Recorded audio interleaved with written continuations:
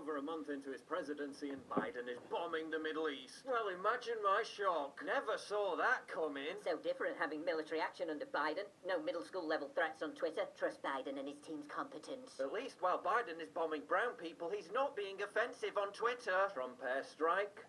Biden airstrike. I mean, is it really necessary to obtain that pesky congressional approval when you're respecting proper pronouns? But don't worry, it was a defensive missile attack. The military-industrial complex is notorious for its careful restraint, and now that they're allied with the most militaristic cabinet in recent history— oh, I'm sorry, I mean the resistance— I'm sure they'll just leave it at that. Also, what is the legal authority for strikes? Assad is a brutal dictator, but Syria is a sovereign country. Good question. Someone should ask the White House press secretary.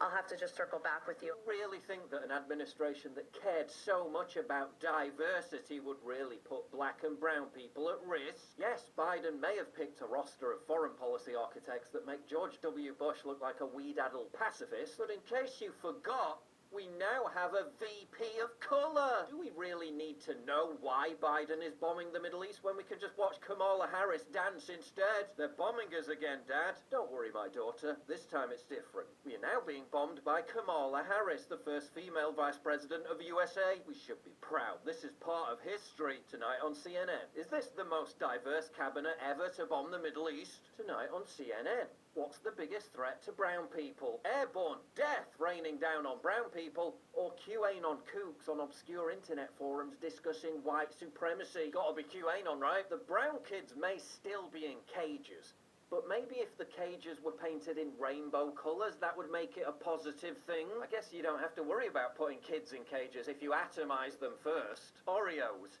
Trans lives matter, and not just when you're exploiting them for millions of dollars in free woke advertising. How can we appeal to the kids? Global corporate hegemony says trans rights. Now that they're back in the military, will trans lives matter when they march into Syria? Will Syrians' lives matter? Will Oreos be tweeting about it? Middle Easterners begin painting transgender flag colours on doorposts to avoid Biden drone strikes. Maybe Oreos can sponsor the M1 Abrams tanks as they blitzkrieg into Damascus. Maybe Mr. Potato Head can represent gender non-binary people by getting a decal on a B-2 stealth bomber. I'm sure the Syrian people are relieved that Orange Man gone, and it's all fine. Because Raytheon tweeted the black square for George Floyd. Raytheon Intelligence and Space celebrates diversity and a culture of inclusion.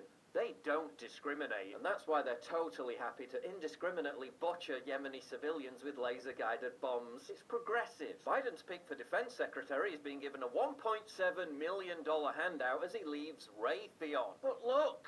He's black. It's progressive. Northrop Grumman donated $1 million to Black Lives Matter causes, which surely compensates for all those AARGM supersonic warheads about to be tenderly sprinkled on black and brown heads. It's progressive. Boeing provides the precision-guided technology to ensure those bombs find their targets, except when that fails and a wedding party gets wiped out. But hey! They vehemently denounced the January 6th violence, and performative virtue signaling is really what matters. People are starving, they can't pay their rent. You got millions of Americans that are uninsured. They got no health care. They lost their jobs. Where the fuck are the checks? Oh, I know. They went to Raytheon so they could bomb my country.